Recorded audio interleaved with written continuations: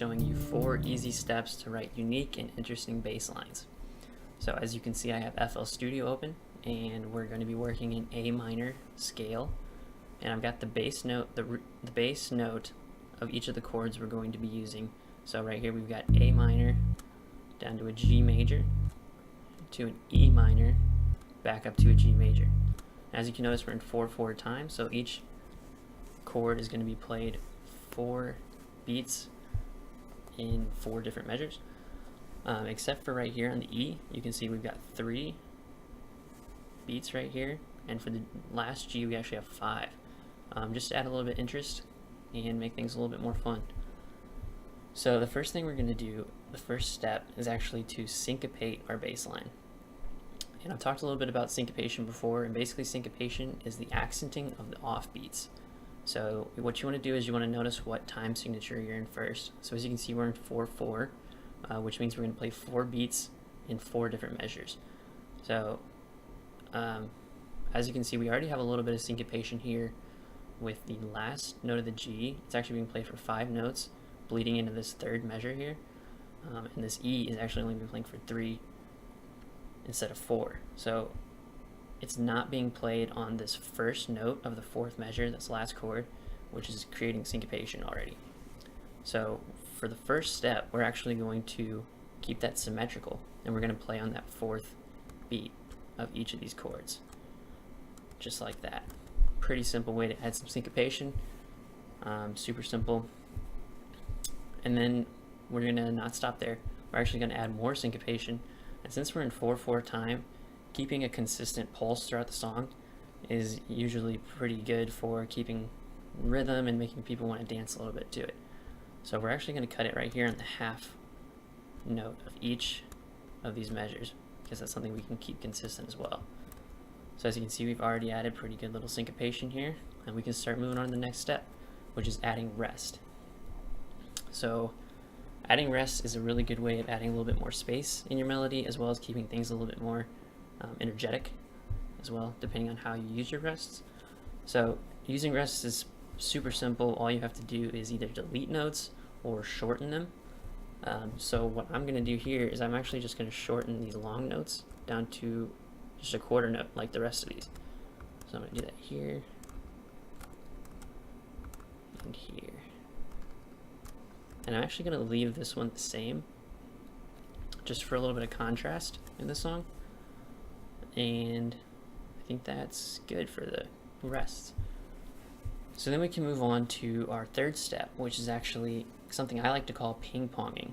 And when you do this, you have to be careful, because when you're writing, you want to make sure that you know what kind of instrument you're writing for. Usually if you're writing for a bass guitar, you'll have to know the range, because a lot of bass guitars won't go above like a G5 or below like a low B or a low E. So you really want to know what instrument you're using, whether you're writing for a bass guitar, a synth, or a keyboard, or anything like that. So I'm just going to go a little bit higher here so that you guys can hear it better. So how do you ping pong? And a really easy way to do it is to create an octave here. So what I'm going to do is I'm actually going to raise this note up an octave. And why do I do that? Well, I'll show you. Because usually when we have something like this, I cut the note here just to use as an example. I don't like having 4 consecutive notes that are the same, because a lot of times when you're using a bass line, that's all people do, is they'll just play the root note over and over again, and it gets repetitive and boring. So I like to have a rule of 3, no more than 3 in a row. So ping-ponging actually allows you to still play that same note, but it adds a little bit more interest by going up a whole octave. And it creates a little bit of funk, adds a little bit of space. So we're actually going to do that here. We're going to cut these notes and add some ping-ponging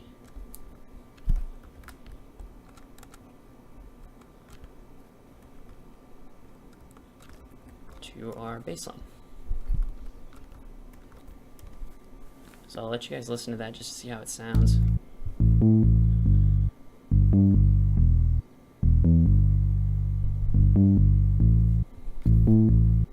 So yeah, as you can see, it kind of adds a little bit of funk while you're still staying on that root note of the chord. Alright, so that's a super simple way to use ping-ponging, but we're still using just the same note for all these bass lines, which is kind of repetitive still, even if it is adding a little bit more space, a little bit more rhythm. So what we're going to do is we're actually going to add non-diatonic notes here. And a non-diatonic note is any note that's not in your scale. So since we're in A minor, we're actually working with all white notes here. So a non-diatonic note would be any of the black ones.